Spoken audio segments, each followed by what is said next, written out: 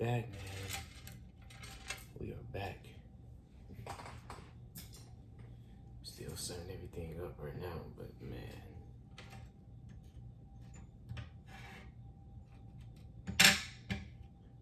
What a journey.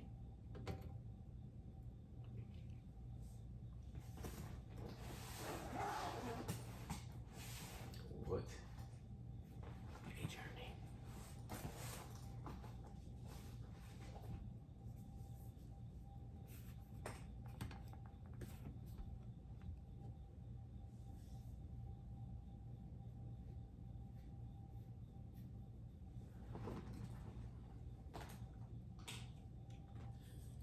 The first thing I guess I would want to touch on is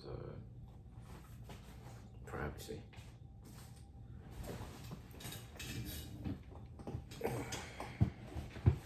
For a number of reasons, but for the main reason. One of the main reasons. I was just checking out a podcast, $1 million worth of game. It was like a clip, but in the clip, I just kind of had like feelings of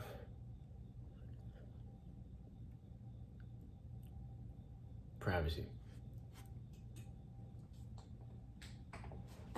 The reason is because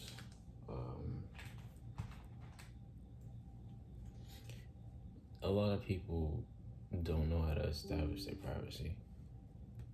And me thinking about that for myself, I understood that. For me, in my instance, in my situation, I guess,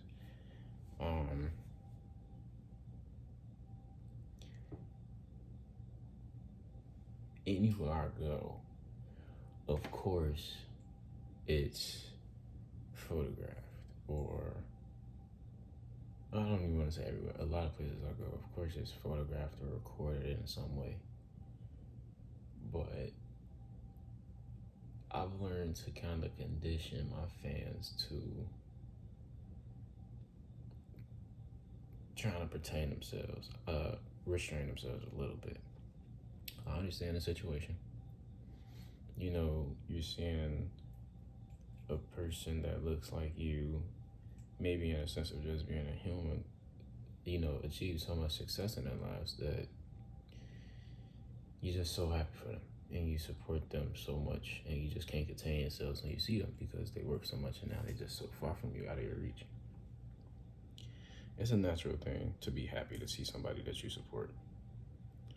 The thing for me is, yeah, it can be, I can't control, you know, someone taking a picture of me.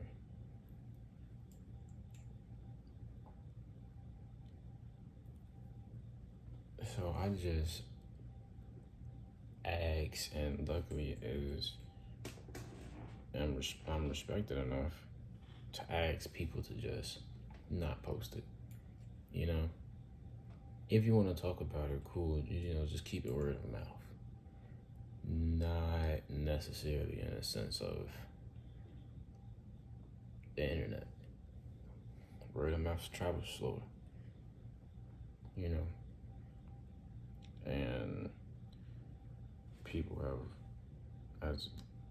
losing their lives for putting their business out there and it spread into the wrong people too quick.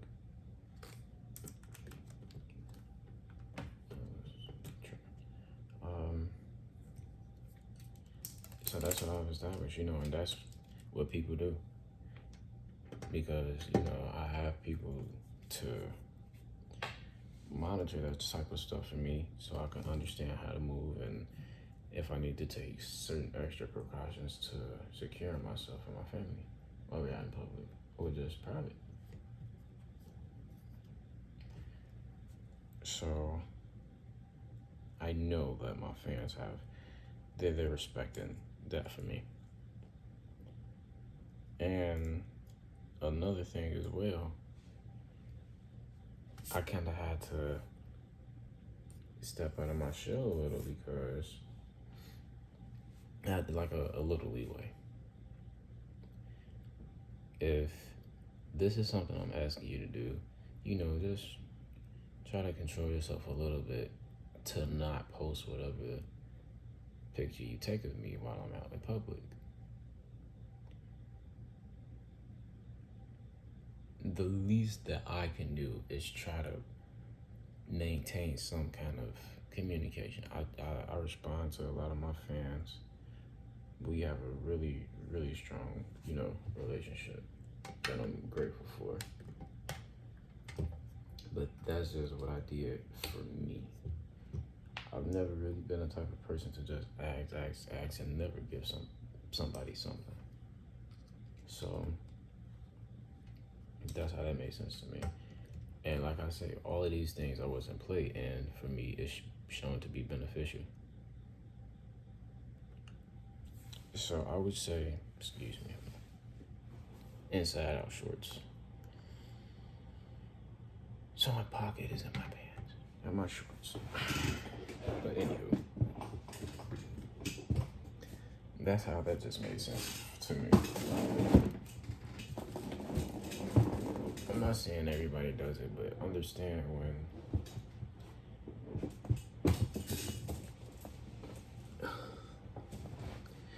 just constantly asking for stuff for people that's hard for them to give, and they still find a way to give it. When they want something, they're going to think about any way to get it.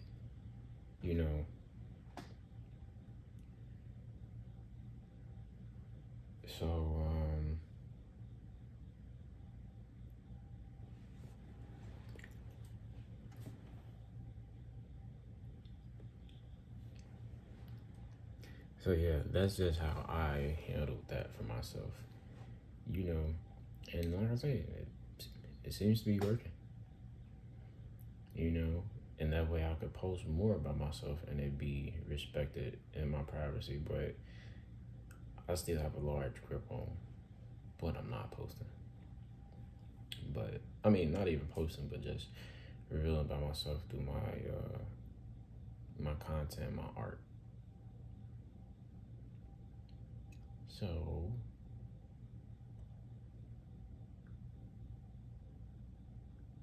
yeah, that's the way that makes sense to me. Because like if you're doing something for somebody, like in my situation, okay, don't post me on social media. You can have a sort of contact with me. I have a fan phone. You know what I mean? Like, and all of them know, like, I'm busy. They see it through my work. They see it through my actions, through the words that I say.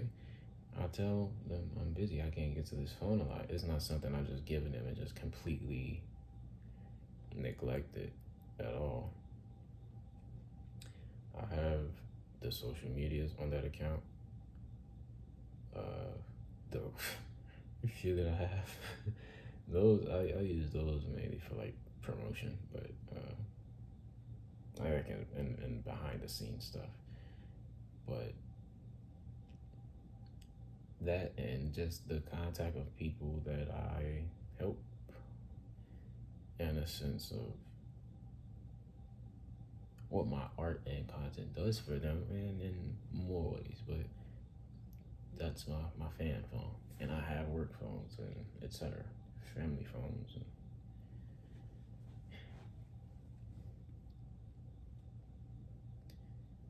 yeah, so that's kind of how I chose to handle all that. And you may have a thought of how you will want these things running in your head, but for a lot of times, sometimes you just need to hear it from somebody else to kind of trigger those thoughts and the action of actually putting it in play. So this is me doing that for you guys. And understand, like, nobody wants to be harmed. I was gonna say something else, but that's gonna spoil everything. Nobody wants to get harmed, so in the perfect world where everybody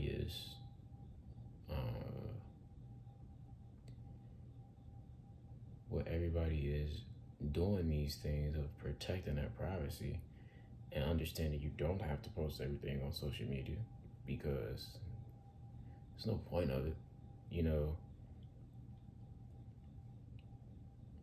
The same things you post in social media, you can, say and do about yourself and get the same effect, in my opinion, but whatever.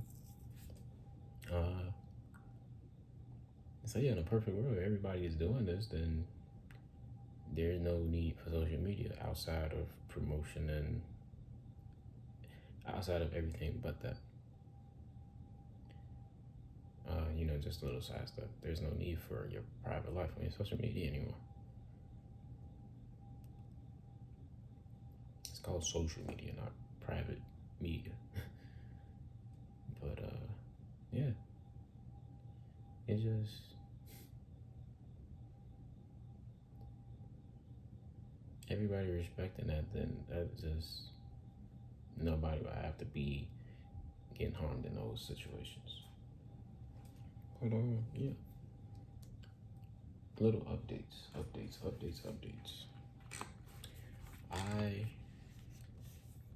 am an amazing person. I wish I had words for it. Amazing isn't the word. And the thing is, you almost have to be in my shoes to understand. Well, not almost, you have to. And I'll show you what shoes I'm wearing, not necessarily that you step in them, but I will be posting content and exactly what I meant with how much of myself can I put in my content. Some content that I will be posting soon has a lot to do with I will put out a video and it would be heavily related to what Camaros mean to me. And it's way more deeper than just, oh, I love a car and this is my dream car. Is way more deeper than that. And when you understand that, then you would appreciate this story more because I keep turning the ambient mode on my headphones because it's on my lip. But anywho,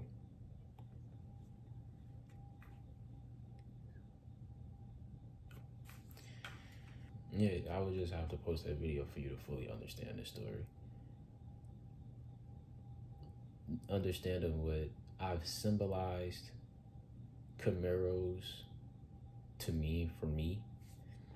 And that's the key, you make the thing I feel like people get wrong about the Bible is that you can make these rules for yourself, like in any book. The point of you to read it is for you to reflect upon yourself and apply it to yourself. If you was to write a book or write something down, you're putting, that's magic. You're putting a magic toward that to come back to yourself. So this is one of the rules that I've established for myself, and I've seen through me believing this.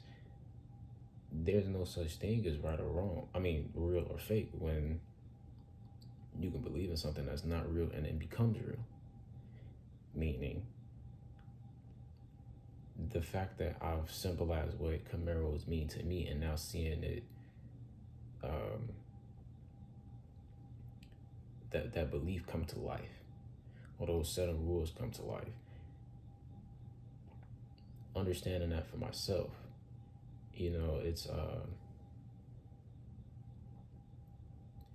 that's what it is. That you can't. There's no such thing as real or fake. And the rule is that because of the whole incident with my car, I've spoken it upon myself that every time I see a Camaro, it's a reminder, of so many things. that car was made for me. It's a reminder of get on your job, to bring that car back to you, is put that hard work in. It's a reminder of that, the payoff. And it's a reminder of just my essence and its essence in my life film and my life in film. I mean, my contribution to film. It's a reflection of that too. Because, like I say, I would have to put out a video for that, but because that's what it is, So it's like if I put this in my life, every time I see a Camaro, these are the things I would feel. Yesterday, coming home from work, not my actual career, come home from work, like, first off, keep in mind, it's gotten to a point that even if I'm not outside, I'm gonna see a Camaro every day of my life. Every day. Every single day. Someone driving, a picture of mine, the car in a movie. Every day I'm gonna see a Camaro, regardless. It's like a checklist. And so, understanding that's what I put for myself, right?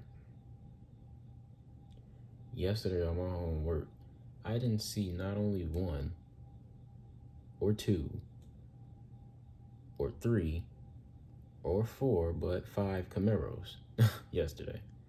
Technically 6, because like I said, I've seen the picture of mine. But literally on the expressway, nice Camaro, beautiful.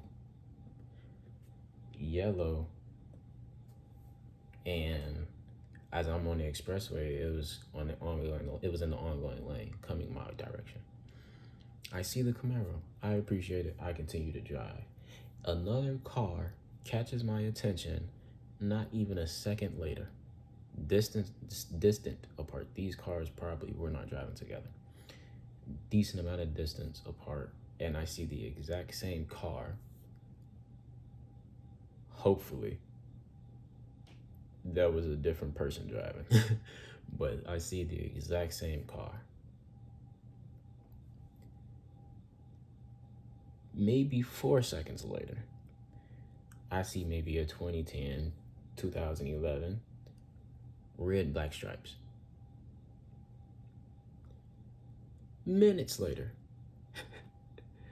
I see a all silver 2022, maybe 23,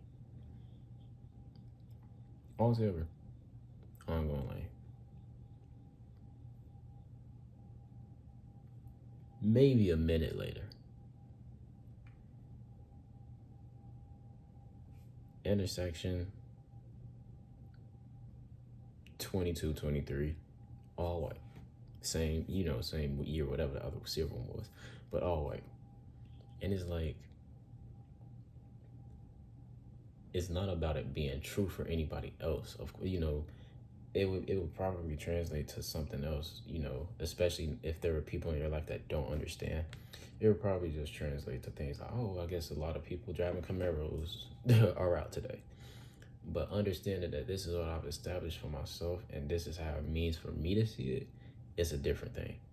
It's not just that. It's something from another place sending me these reminders and these motivational objects to continue on the path that I'm on. That's what that is for me. So, it's just like seeing that it's a different thing. Like how you can, it's a different feeling wrapped around how you can literally make these rules for yourself. And it manifesting. And I kind of skipped over it, but that was my point of the Bible. Like, yes, it's a very touchy subject, for a lot of people, religion. But in my opinion, if we're all made in God's image, if God was to look in a mirror, you know what he's gonna say? This is, possibly one of the thoughts, hopefully. But this is like a thought he would have, it would have of itself, is that, I'm a God. So if we're made in that image, then we are gods by extension. An extension. That being said, if this is a story about, like the Bible is a story about God, then us being gods, we can make a story about ourselves that we can follow and bring to life. When you think about it, that's exactly what is happening right now with religion. God has made a story of himself that God, us in extension, hands reaching outward, follows and bring to life. So you can also do that for yourself. It would be, I believe the word is, wait, let me look it up. Give me one second. For lack of better terms, I'm going to say it would be hypocritical for God to say that we're made in his image and not make us the gods that he see himself in his image. He see himself as in his image. So by default, we can do what gods do. You ever heard the term like only a god can kill a god, or gods kill gods? You think about humans, us being gods. Humans kill humans. Or in a sense of them putting themselves in a situation with something outside of human. How you respond and how you react 9 times out of 10 or 50-50 determines how that action is going to be brought back to you. Even if you have, amazing energy, amazing aura, the things you do in your life is what dictates that. You're not going to have amazing energy and you're a bad person, is because you're going to have certain thoughts, and that's a part of what makes your aura and your energy yours. So gods kill God. Humans kill humans. Humans are gods. Gods are a type of human. It's a back and forth thing that keeps meeting at one point before it goes to another. So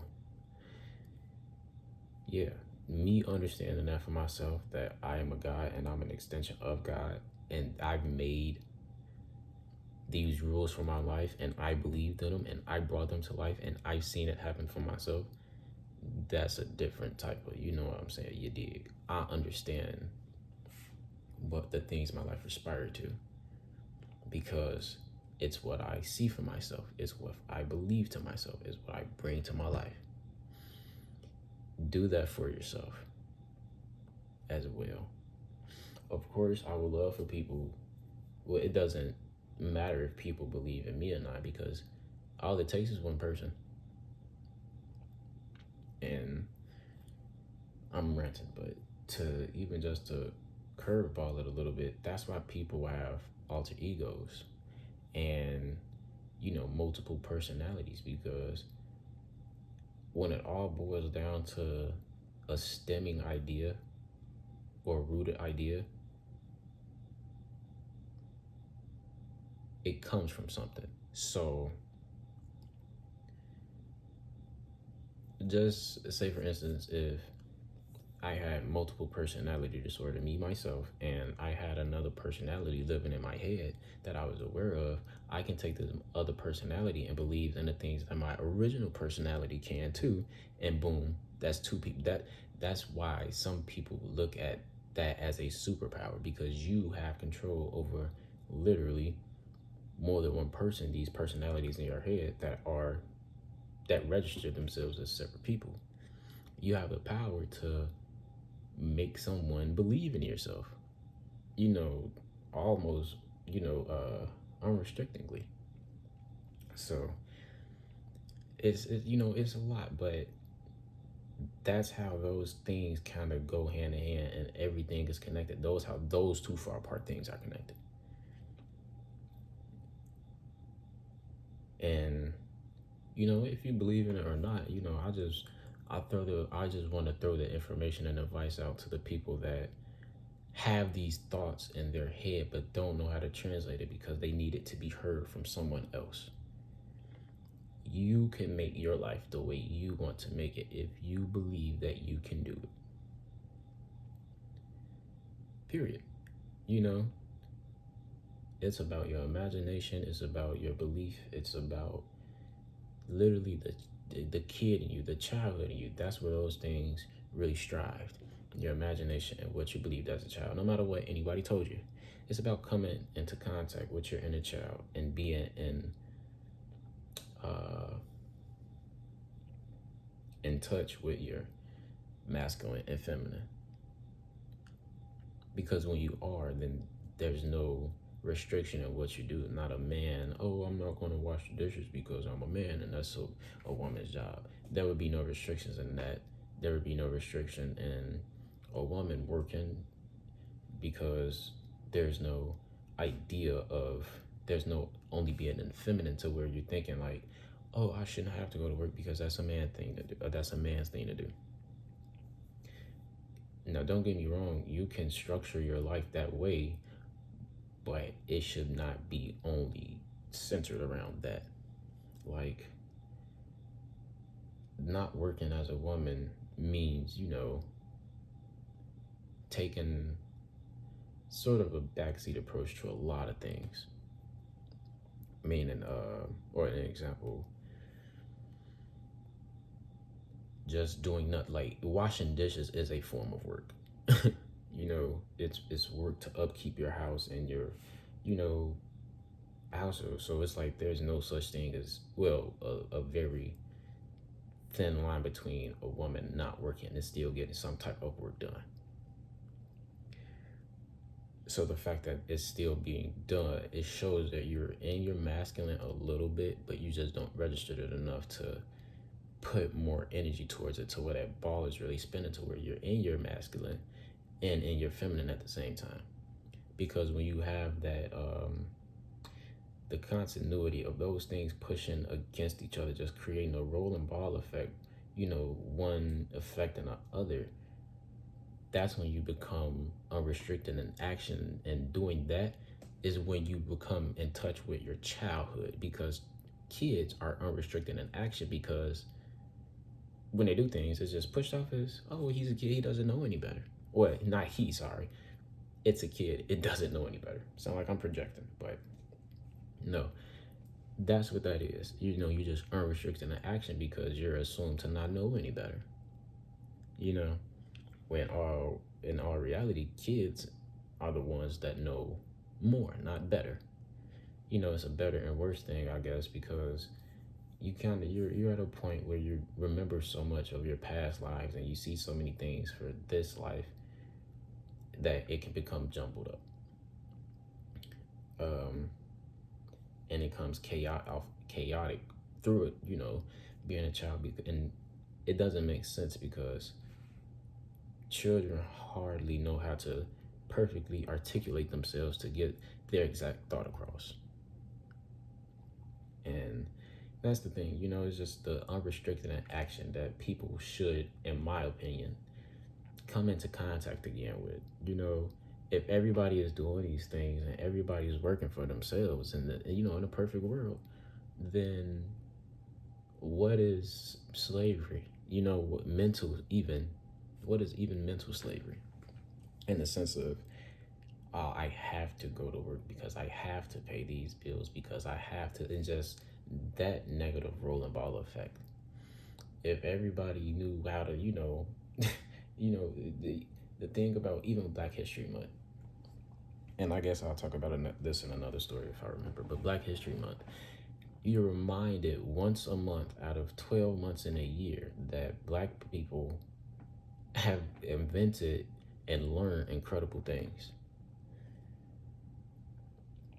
If we ourselves, every person in the world, I won't even limit it to only African Americans, but if every person in the world was to live in that energy of inventing something, that benefits everybody, then there is no need for a lot of things anymore.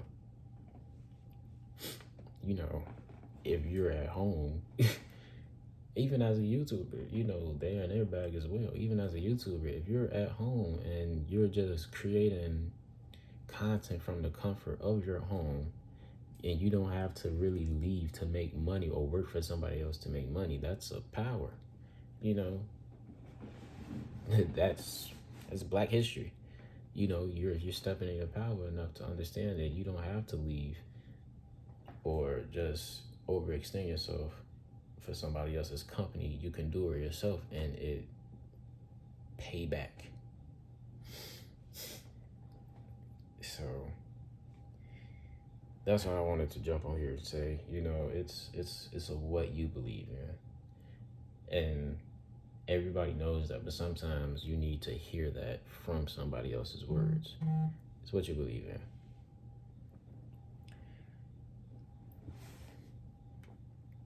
But like I say, it was supposed to be quick update. I guess 30 minutes isn't that bad. Moving on. That was an update sort of on, you know, mental and life and whatever, but the work is boiling up. We are at the point where I am learning After Effects. I'm finally, you know, dipping my toe in VFX, special effects. So it's a lot. It means a lot for me to the videos that I would be making. I feel like I'd be able to get better points across learning this.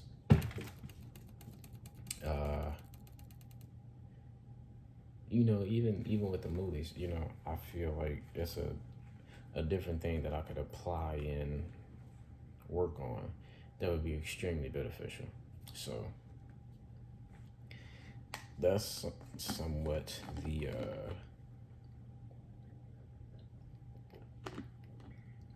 the current state I'm at right now. Learning that. And another thing for the aspiring, you know, or up and coming channels out there, or even, you know, maybe just for artists in general, I guess, including YouTubers up and coming. I recently realized that when you're doing this stuff and when you're putting, you know, out art and content or just any form of creation, it's best you do it not. I had an easier way of saying this in my head. It's easier. I recommend, like for myself, me putting out content, I shouldn't worry about the statistic of it all. You know, in the terms of the channel, how many views something is getting and comments, you know, etc. Because when I worry about that, then a piece of myself is taken off of the heart and creation that I'm putting in the videos. And I realized that today. And literally when I took my mind off of that and I just focused on the content again, there was payback on the things that I was just worrying about, childishly worrying about. But just to throw that in that little gem of, you know, knowledge that I'm spending today. Don't worry about the statistic, you know, just create and do it as often as you can, and you know the results will be there. You know, it will be waiting for you. But when you're worried about posting videos and how many people seen it, and when you're posting, I mean, when you're worried about that too soon, trust me, there is a piece of you, even if you feel it may be unconscious. There's a piece of you that's taken away from just making the art for it to be made, and it shows different. And that's what I've seen in my channel just yesterday. So yesterday was yesterday was a very interesting day, very interesting, even down to the music that I was listening to at work. Big Sean dropped an album that I just love, and it's really symbolic to me, especially as of now, because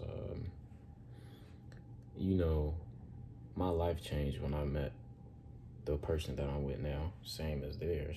And that's when that ball was, beginning to roll for a lot of big things that we did for ourselves. We're together. So she fell in love. Like, one of the first things that she liked about me, I did a Big Sean impression, and it just, it was she she really liked the Big Sean impression. And it was just like I seen the symbolism and a new album coming out at this point in life when I'm realizing so much about myself and the things that I could do for myself. To see that this is another album, person I'm still with, everything. It's a different type of effect, and I see the symbolism in that. But what album? It's, yeah. Let's get to work.